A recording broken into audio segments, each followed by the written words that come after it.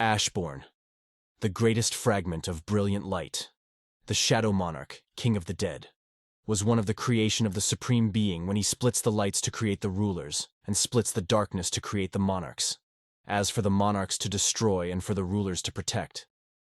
Ashborn used to fight alongside with the rulers, as he is the greatest fragment of brilliant light. But the never-ending battle leads to a rebellion on the side of the rulers. They realize that the Absolute Being don't like to end the war, as it is a mere entertainment for him. Ashborn, as the only loyal servant, tried to defend the Absolute Being, but ended up defeated and killed by the rulers. But upon his death, he found a monstrous power inside his body, given by the Absolute Being. Upon unleashing the power, he became the Shadow Monarch. This power grants him the power of death, and make the corpse arise again to be his servants. Back to his full power, and probably more powerful than before, he went to the location of the Absolute Being, but he was already late. The rebellion was finished, and the Absolute Being was already killed by the rulers. After the war, Ashborn hide himself into the darkness, and the rulers take the advantage to use the tools of the Absolute Being. The balance between the two forces collide in favor of the rulers. The monarchs have no choice but to escape through the dimensional gap that was created during the war. At this moment, Ashborn went to meet the monarchs to offer help. The monarchs don't have choice but to accept his help in order to fight the common enemy. The battle between the two forces continues as Ashborn is fighting as the Shadow Monarch. Ashborn collected all the corpses and soul in the battlefield and add to his shadow army. The monarchs and the rulers have witnessed Ashborn's godly power and began to fear him.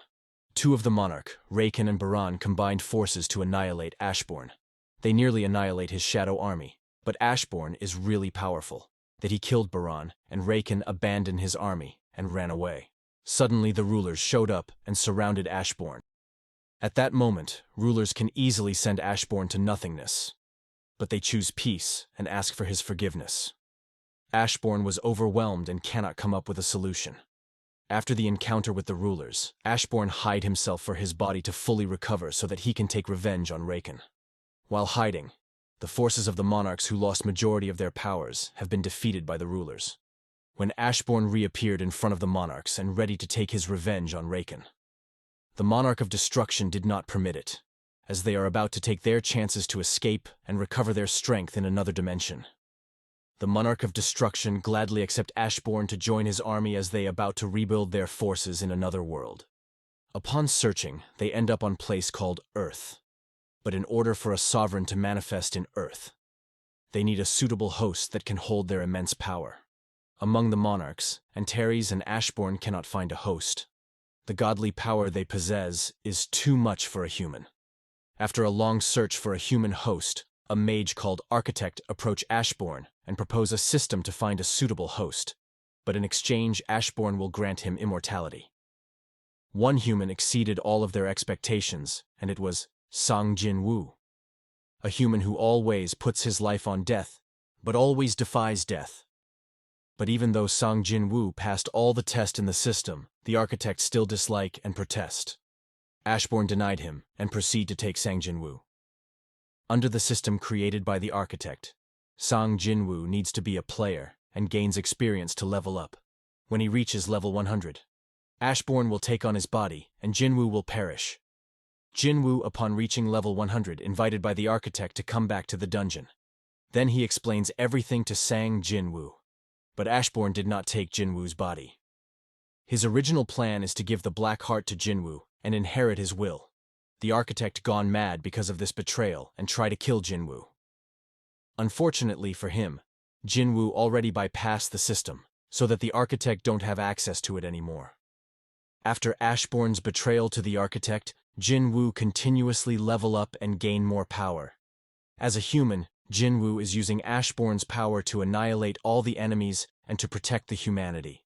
This attracts the attentions of the monarchs, so the Beast, Plagues, and Frost Monarch join forces to eliminate Jin-Woo. In the end, the Beast Monarch landed the final blow that pierces Jin-Woo's chest. After Jin-Woo's death, Ashborn shows up and talks to Jin-Woo's soul. He introduces himself as the true Shadow Monarch and the source of Jin-Woo's power. He explains everything on how it all begun, what is happening on Earth, how the gates show up, who are the monarchs, who are the rulers, and the Absolute Being. when Ashborn is done telling everything to Jin-Woo. He offers him two choices.